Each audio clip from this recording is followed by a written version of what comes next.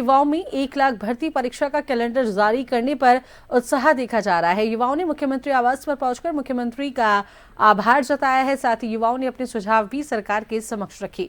मुख्यमंत्री का आभार जताने के बाद युवाओं से बातचीत की हमारे संवाददाता अनिल सेन ने।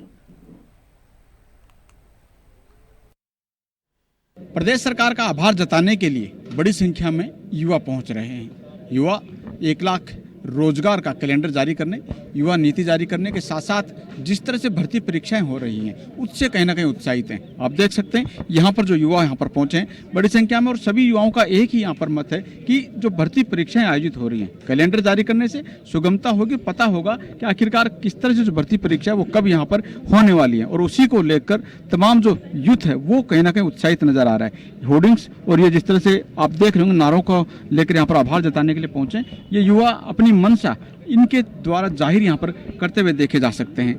आप लोग आभार जताने के लिए पहुंचे हैं। आभार किस बात का? सरकार का आभार माननीय मुख्यमंत्री जी का इस बात का है कि जो अभी राजस्थान में आज तक भर्ती परीक्षाओं की तिथि का कोई पता नहीं होता था और युवा असमंजस में रहता था। अभी उनके द्वारा जो तिथि पूर्व निर्धारित की गई है उसके माध्यम से युवा पूरी तरह संकल्पबद्ध होकर के तैयारी कर सकता है और उसके सामने एक स्पष्ट लक्ष्य है। इसलिए हम मुख्यमंत्री जी का आभार व्यक्त करने आए।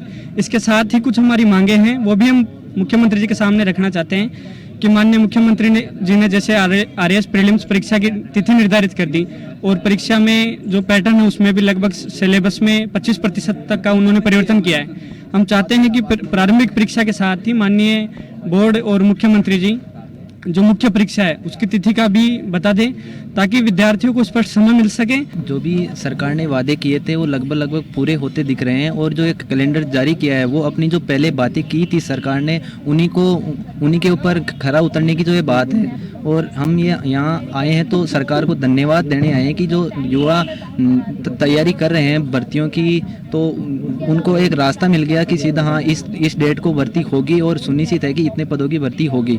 और मैं साथ में एक बात और लेके आया हूँ कि मैं लॉ का स्टूडेंट हूँ, तो एक विधि अधिकारी के डिपार्टमेंट में कुछ पोस्टें खाली चल रही हैं। अभी तो थोड़े दिन पहले डिपार्टमेंट ने विज्ञप्ति तो जारी की थी कि इतने पद खाली चल रहे हैं, तो उनके लिए भर्ती करवाई जाए। तो मैं आपसे सरकार से विनती करने आया हूँ और धन्यवाद ज्ञापन करने आया हूँ कि जो भी सरकार ने भर्तियाँ निकाली हैं उनके लिए तहे दिल से आभार है सरकार। एक पेपर लीक जैसे इशूज पर बात करेंगे, पिछली गवर्नमेंट हो या उससे पिछली गवर्नमेंट हो, पेपर लीक एक बड़ा नासूर बन गया था। 2 साल में भर्ती परीक्षा भी हुई है लेकिन पेपर लीक पर लगाम लगी है, उस पर क्या मैसेज है युवाओं का?